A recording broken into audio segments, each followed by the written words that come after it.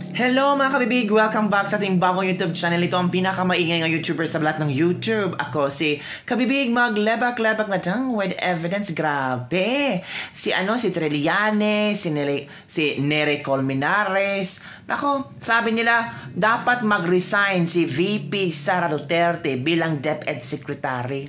Dapat i-fired si VP Sara Duterte bilang DepEd Secretary ni Pangulong Bongbong Marcos after daw na kung saan ay talagang binugbog si Pangulong Bongbong Marcos sa mga Duterte during prayer rally. Sa sobrang pagpapahiya ng mga Duterte kay Pangulong Bongbong Marcos, kailangan talagang umalis na ni VP Sara Duterte bilang miyembro ng kabinete ni Pangulong Bongbong Marcos. Naku mga kabibig, bumabanat na ang mga dilawan. Oo, sabi ni Nere Colmenares, alam mo kung anong sabi ni Nere Colmenares?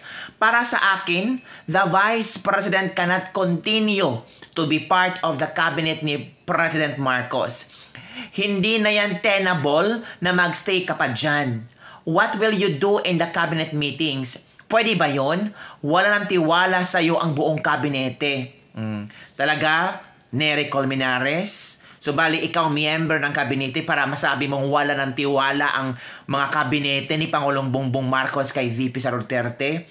Kung emosyon ang nilalaro mo pag ikaw isang kabinete natural, iba yung pagtingin mo kay VP Sara Duterte. Pero, kung ang tinitingnan mo isang VP at DepEd Secretary na ginagawa niya ang trabaho, be professional. 'Di ba? Mahirap talaga itong mga taong ito, no? Gusto nilang palalain yung away. Gusto nilang, bisay pa ba, sugnuran pa nilang kayo para lalong sisiga, lalong aapoy ng malaki para magkagulo-gulo na ang BBM at Sara tandem. Ito naman ang gusto nila magkagulo, magkawatak-watak para gusto na ba iparehas noong Duterte-Leni Robredo na hindi talaga nagkasundo. Buti na lang matatag si Pangulong Duterte. 'Di ba? Sa panahon ng pandemic, 'di ba grabing problema ng ating bansa, pero heto tayo, buhay na buhay, alive and kicking. 'Di ba mga kabibig? So ngayon, pakinggan natin ang mensahe ni VP Sara Duterte tungkol sa mga issue ng silabasan ngayon, tungkol sa ginawa ng mga kapatid niya at ang kanyang ama, at ano ba ang kinalaman ni VP Sara Duterte sa mga statement ng kanyang mga kapatid at ni Pangulong Duterte. Hihiwalay na ba si Vice Presidente Sara Duterte sa kabinete ni Pangulong Bongbong Marcos? Ifa-fired na ba siya? Let's watch this video.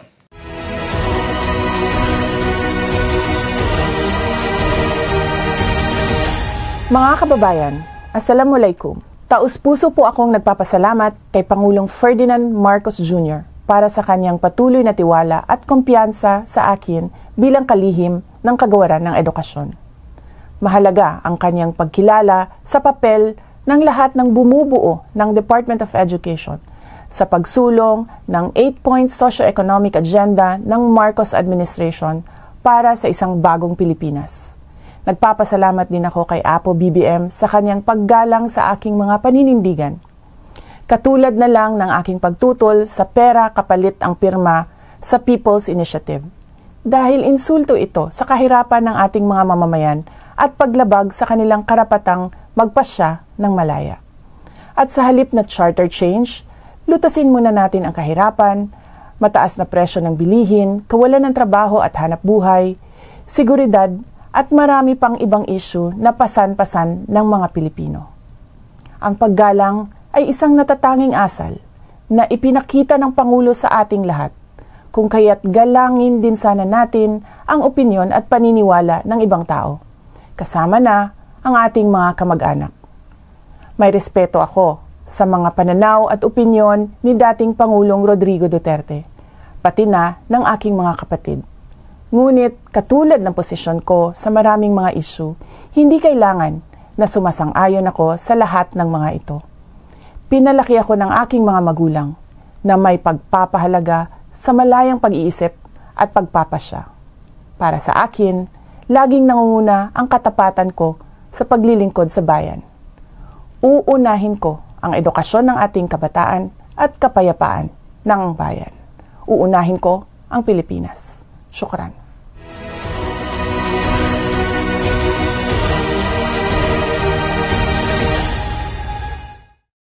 So, napanood yun na ang video. So, klarong-klaro doon na masaya pa si Pangulong Bongbong Marcos. Tawag pa dito, satisfied si Pangulong Bongbong Marcos sa achievement ni VP Sara Duterte sa DepEd. So, wala namang dahilan si Pangulong Bongbong Marcos para i-fired, paalisin. Oo, si VP Sara Duterte. Kung meron sana siyang ginawang masama sa DepEd, ayun, pwede siyang ground for suspension or ground for goodbye or fired sa DepEd. Pero wala naman eh. At alam naman ni Pangulong Bongbong Marcos at VP Sara Duterte kung ano ang status ng kanilang relasyon. Friends sila. Nakita nyo naman yung pag-alis ni Pangulong Bongbong Marcos papuntang Vietnam. Diba? Nag-usap sila, nagtawanan sila. And I'm sure na pag-usapan na rin ni VP Sara Duterte at Pangulong Bongbong Marcos itong nangyaring kaguluhan ngayon. And I'm sure, sabi ni VP Sara Duterte, meron akong pananaw, may sarili akong pananaw at hindi ako pwedeng diktahan ng kung sino-sino. Kasi alam ko kung ano ang nangyayari, open-minded ako, at alam ko kung ano ang aking ipinaglalaban. Ang ipinaglalaban niya ang mga bata, ipinaglalaban niya ang mga guro. Kasi DepEd secretary siya. Gusto niya na matiwasay ang gobyerno. It's not very easy na maging peaceful peaceful, mapayapa ang Pilipinas. Marami pa rin kontra. Maraming mga politiko nga ayaw sa'yo. Maraming politiko nga hihilain ka pababa kasi may mga gusto silang makamit sa kanilang mabuhay. Ganon ang naranasan ni VP Sara Duterte. Pero hindi siya nawawala ng pag-asa na someday lahat ng kaguluhan nito ay maging okay. Lahat ay bumalik sa magandang ayos, bumalik sa magandang ayon, and I'm sure naman na maintindihan ni Pangulong Bongbong Marcos ang mga pangyayari ngayon. Kulang lang talaga ito.